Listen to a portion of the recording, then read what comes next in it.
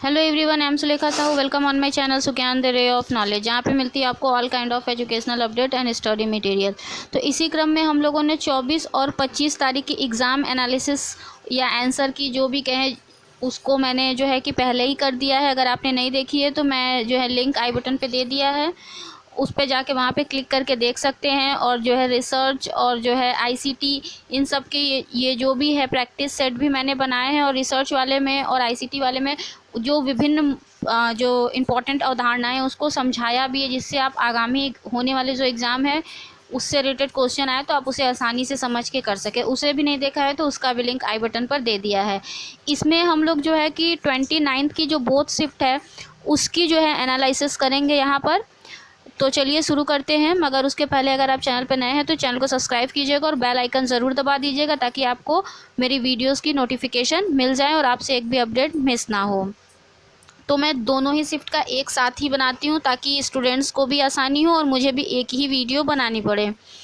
तो यहाँ पर जो है कि ये जो क्वेश्चंस है वो स्मृति के आधार पर हैं, क्योंकि क्वेश्चन पेपर्स नहीं मिलते हैं लाने को। कंप्यूटर का ब्रेन क्या है, तो कंप्यूटर का दिमाग, ब्रेन जो भी कहिए, ये है सीपीयू। तो इससे रिलेटेड जो भी है उसके जो है कि आईसीटी वाले में पूरा कंप्यूटर का दिया हुआ है, वहाँ पर ये क्वेश्चन भी दिया हुआ है। CPU, ALU, arithmetic logic unit. तो ये सब जो क्वेश्चंस हैं, कभी कभी इसका फुल फॉर्म भी पूछ लेता है। सेंट्रल प्रोसेसिंग यूनिट, इसका फुल फॉर्म है सीपीयू का। तो इस तरीके के जो क्वेश्चन है वो आपको रटने होते हैं, एब्रीविएशन ज़रूर से करके जाइएगा, फुल फॉर्म। इग्नू का एजुकेशनल चैनल कौन सा है, तो इग्नू का एजुकेशनल चैनल है ज्ञान दर्शन। देखिए, मैंने इसके पहले वीडियो में भी कहा था, इस वीडियो में फिर से कह रही हूँ, सस्टेनेबल डेवलपमेंट से क्वेश्चन आया था, मिलेनियम डेवलपमेंट से भी क्वेश्चंस पहले भी आ चुके हैं। मतलब कि सस्टेनेबल डेवलपमेंट और मिलेनियम डेवलपमेंट, देखिए मिलेनियम डेवलपमेंट क्या है, 8 है, सस्टेनेबल डेवलपमेंट कितने हैं, 17 हैं। तो इसके ये जो है कि डेवलपमेंट के क्रम को भी बहुत अच्छे से याद करके जाइएगा, क्योंकि इसके पहले वाले शिफ्ट में पूछ लिया गया था कि डेवलपमेंट के 4th क्रम पे कौन सा था, तो वहाँ पर था मोर्टेलिटी रेट। तो कुछ भी पूछ सकता है या फिर आपको क्रम से लगाने को दे सकता है, असेंडिंग डिसेंडिंग ऑर्डर में, किसी भी ऑर्डर में। तो आपको याद होना बहुत ज़रूरी है उसके क्रम और किस क्रम पे कौन सा गोल है। मिलेनियम डेवलपमेंट तो एकदम याद ही कर लीजिएगा 100%, क्योंकि ये 8 है। ये सस्टेनेबल डेवलपमेंट को भी अपने दिमाग में बिठाने की कोशिश कीजिएगा, कोई कठिन नहीं है। आप पढ़ेंगे 5-7 बार समझ जाएंगे और याद भी हो जाएगा, ठीक है। सैम्पलिंग से क्वेश्चन आए थे, मैं पहले ही बता चुकी हूँ अपने रिसर्च वाले पीडीएफ में कि सैम्पलिंग से हमेशा ही क्वेश्चन पूछे जाते हैं, निदर्शन से। अब एग्जैक्ट क्वेश्चन क्या आए थे पता नहीं, मगर ज़्यादातर निदर्शन से आ जाती है, रैंडम सैम्पलिंग आ जाती है, स्नोबॉल सैम्पलिंग है, कोटा सैम्पलिंग है, इस तरह के क्वेश्चंस आते हैं। संभाव्य, गैर संभाव्य, इस तरह के क्वेश्चन आते हैं। तो आपको ये सारी चीज़ों को पढ़ के जाना है, ठीक है। नेक्स्ट यूजीसी एक्ट 1956 है, मतलब एग्जैक्ट क्या क्वेश्चन था वो तो नहीं है, बट यूजीसी एक्ट 1956 ही होता है। मेमोरी से रिलेटेड क्वेश्चन आए थे, जीआईएफ गिफ्ट से रिलेटेड क्वेश्चन आए थे। इसका मैं फुल फॉर्म आपको बता देती हूँ, ग्राफिक इंटरचेंज फॉर्मेट, ठीक है, ग्राफिक इंटरचेंज फॉर्मेट। एसएमटीपी का फुल फॉर्म आया था, तो इसका भी मैं फुल फॉर्म बता लेती हूँ, रट लीजिए, simple mail transfer protocol, simple mail transfer protocol, ठीक है। कंपाइलर फाइल, कंपाइलर क्या है, कंपाइलर एक ट्रांसलेटर है, ठीक है। मैंने उसमें बताया है अपने आईसीटी वाले में कि कंपाइलर क्या है, वो जो कैसे वो मशीनी भाषा और किस तरीके से वो ट्रांसलेट करता है, उच्च स्तरीय भाषा, ये सारी चीज़ें मैंने उसमें बताई हुई, उसे देखिएगा। टच स्क्रीन, वेब ब्राउज़र कौन सा है, कुछ गलत ऑप्शन दे दिए रहते हैं, कुछ सही ऑप्शन रहते हैं, कभी कभी सही सेलेक्ट करना रहता है, कभी कभी गलत सेलेक्ट करना रहता है, कभी कभी कूट बनाना रहता है, 3 या 2 के कूट सही दे देंगे, 2 गलत दे देंगे। तो आप इस तरीके के क्वेश्चंस आए थे। रिसर्च एथिक्स से क्वेश्चन आया हुआ था, रिसर्च एथिक्स से तो हमेशा ही क्वेश्चन आता ही है। क्वालिटेटिव रिसर्च से हमेशा क्वेश्चन आता है। क्वांटिटेटिव और क्वालिटेटिव रिसर्च को समझना बहुत तो ही ज़रूरी है।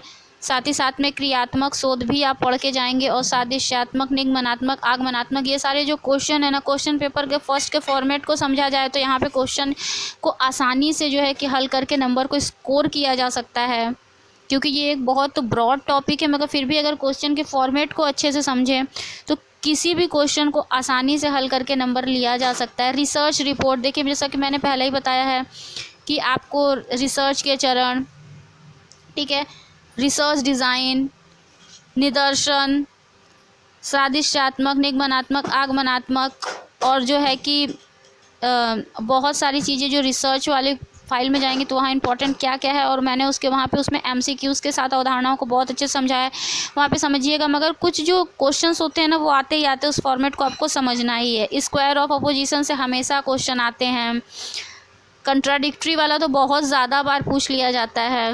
ब्लड रिलेशन से भी लगभग क्वेश्चन हमेशा आते ही हैं। डायरेक्शन रिलेटेड क्वेश्चन भी आए हुए थे।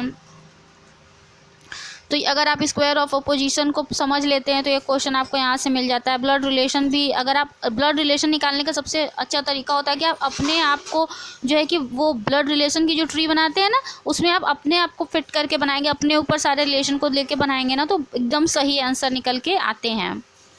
ये एक नया क्वेश्चन आया था जो कभी नहीं आया हुआ है। LCM और HCF।